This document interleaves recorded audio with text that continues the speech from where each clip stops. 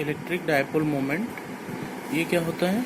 Electric dipole moment की जो definition है कि magnitude electric dipole moment is a vector quantity whose magnitude is equal to the product of magnitude of any one charge of dipole and the distance between the two charges।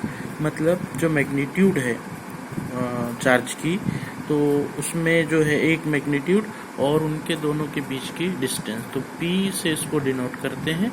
ये एक vector quantity है और P is equals to क्या हो जाएगा? Q into 2L। Q मतलब दो charges है, तो दो चार्जेस में से एक चार्ज की मैग्नीट्यूड और इंटू 2L, तो ये हो जाता है P is equals to 2QL। तो P से डिनोट करते हैं इसको इलेक्ट्रिक डायपोल मोमेंट को।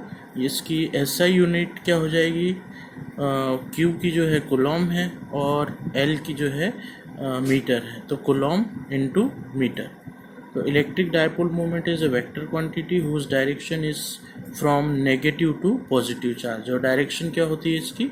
नेगेटिव से पॉजिटिव चार्ज की तरफ होती है।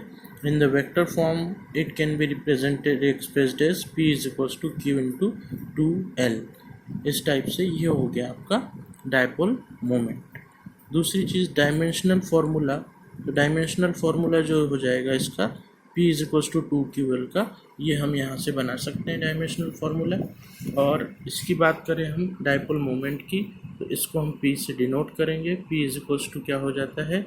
Q magnitude of charge into distance between two charge. अब यहाँ से P जो है इसको वेक्टर क्वांटिटी है, इसलिए ये हम एरो लगा देंगे, और L भी जो है ये हो जाएगा वेक्टर क्वांटिटी, और इसमें जो है इसका P इंटू 2QL भी हम इसको लिख सकते हैं। 2QL ये भी हम इसको लिख सकते हैं। तो P जो है डायपोल मोमेंट हो गया। इसका यूनिट क्या हो जाएगा? SI यूनिट डायपोल मोमेंट का कूलॉम, कूलॉम इंटू सेंटीमीटर और सेंटीमीटर, कूलॉम मीटर। इसको हम लिख सकते हैं C and M, coulomb into metre. इसका डायमेंशनल फार्मूला क्या हो जाएगा? डायमेंशनल फार्मूला जो हो जाएगा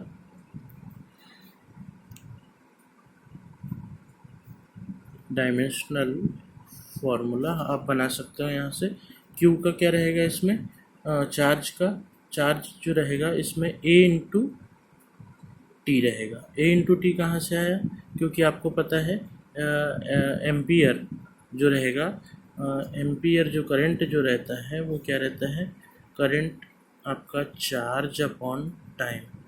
ये जो डेफिनेशन है ये करंट की है। यहाँ से Q जो रहेगा वो क्या रहेगा? I इंटू टी, मतलब Q अपॉन टी। तो चार्ज क्या हो जाएगा यहाँ से? Q is equals to I into T. तो I इंटू टी मतलब I होता है करंट, करंट मतलब एम्पियर, और टी मतलब हो जाता है आपका टाइम T। इसको ऐसे लिखते हैं तो AT। तो Q का जो डायमेंशनल फार्मूला वो क्या हो गया? एम्पियर इंटू टाइम, मतलब AT हो गया आपका Q का। और L का आपको पता है, L का क्या है? ये लेंथ है, तो ये हो गया ATL। यहाँ से इसको स्टैंडर्ड फॉर्म में भी लिख सकते हैं आप, M0 LTA। ये इसका डायपोल मोमेंट का जो है ये फार्मूला हो गया, डायमेंशनल फार्मूला। इसके बाद आता है डायपोल फील्ड।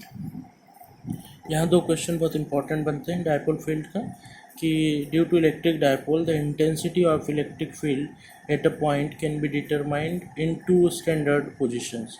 तो एक तो होता है एक्सियल पोजिशन और दूसरा होता है को एक्सियल पोजिशन। तो एक्सियल पोजिशन क्या हो जाएगा आपका? कि डायपोल मोमेंट के एक्सिस पर कोई पॉइंट है, तो उस पर हम जो है इंटेंसिटी ऑफ इलेक्ट्रिक फील्ड निकालेंगे due to an electric dipole. और दूसरा जो है कोएक्सियल पोजीशन। कोएक्सियल पोजीशन मतलब हो जाता है कि एक्सिस से हट के यदि आपका पॉइंट है, इक्वेटोरियल पॉइंट है, तो उसको हम बोलेंगे कोएक्सियल पोजीशन, और वहाँ भी हम इंटेंसिटी निकाल लेंगे। तो सबसे पहला जो क्वेश्चन रहेगा वो आपका रहेगा कि यहाँ पे क्वेश्चन ही बन जाएगा, due to an electric dipole electric dipole determine intensity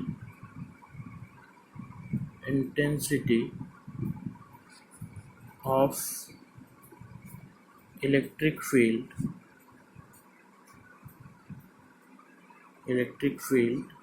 in axial position और इसको हम एक्सियल पोजीशन को और क्या बोल सकते हैं, ये इसको एंड ऑन पोजीशन भी बोलते हैं, एंड ऑन पोजीशन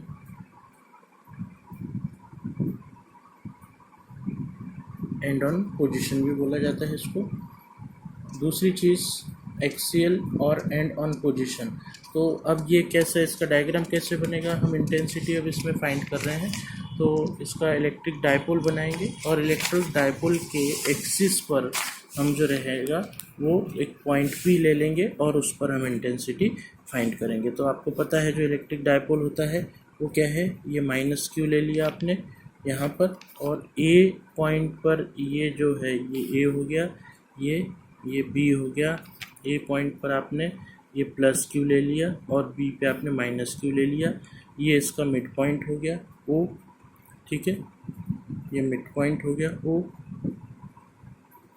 अब इनके बीच की डिस्टेंस कितनी होती है, टोटल डिस्टेंस, इलेक्ट्रिक डायपोल क्या होता है, इनके बीच की डिस्टेंस होती है 2L। तो ये हो गया L और ये हो गया L। अब यहाँ से एक्सियल पोजीशन क्या होगा, एक्सियल पोजीशन मतलब इसी डायपोल को हम यदि आगे बढ़ाएं तो इसका ये एक्सिस कहलाता है, और एक्सिस पे हम यहाँ कोई पॉइंट ले लेते हैं P, ये पॉइंट ले लिया P। तो इस एक्सियल पोजीशन पे अब हमको क्या करना है, इंटेंसिटी फाइंड करना है। तो इंटेंसिटी की यहाँ पर डायरेक्शन क्या होगी, E1 जो है इस साइड होगी, किसके कारण, E1 जो रहेगा वो +q के कारण रहेगा, और E2 जो रहेगा इंटेंसिटी ये -q के कारण इस डायरेक्शन में लगेगा, अपोजिट डायरेक्शन में, ठीक है। तो यहाँ से अब हमने जो लिया है ये O से ये जो डिस्टेंस लिया है इसका पॉइंट P का, ये हमने R डिस्टेंस पे ले लिया। कितने डिस्टेंस पे ले लिया, स्मॉल r डिस्टेंस पे ले लिया। ये जो डिस्टेंस है ये P की डिस्टेंस ये कितनी है, R है, और उसके बाद ये जो डिस्टेंस L है। तो अब इस पॉइंट P की A से जो डिस्टेंस होगी, A से डिस्टेंस क्या होगी, यहाँ से A से R में से हम L माइनस कर दे तो ये R-L डिस्टेंस हो जाएगी P की, और इसकी डिस्टेंस क्या होगी, -q की जो डिस्टेंस होगी वो P पॉइंट से ये हो गया यहाँ से यहाँ तक R और यहाँ से यहाँ तक L, तो ये हो जाएगी R+L, ठीक है। तो ये हो जाएगा आपका डायपोल मोमेंट, और डायपोल मोमेंट के कारण एक्सियल पोजीशन P पे ले लिया हमने, कोई पॉइंट P ले लिया, इस पर इंटेंसिटी हम फाइंड करेंगे। तो सबसे पहले कि एक्सियल पोजीशन की आपको डेफिनेशन इसमें लिख लेना है। तो एक्सियल पोजीशन की डेफिनेशन क्या हो जाएगी, a line passing through the negative and positive charges of the electric dipole is called axial line of electric dipole. If the point of observation is taken on this line, then this situation is called axial or end on position, इसको बोला जाएगा। अब इसका हम जो intensity find करेंगे, तो intensity find करने के लिए हम इसको सबसे पहले लिख लेंगे क्या, ए बी क्या है इसमें, इलेक्ट्रिक डायपोल है, इलेक्ट्रिक डायपोल है, 2L जो है डिस्टेंस है, distance of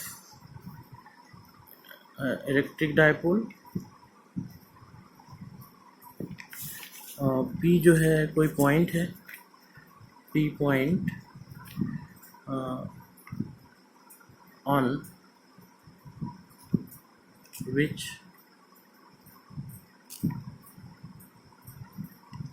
point in axial position, axial position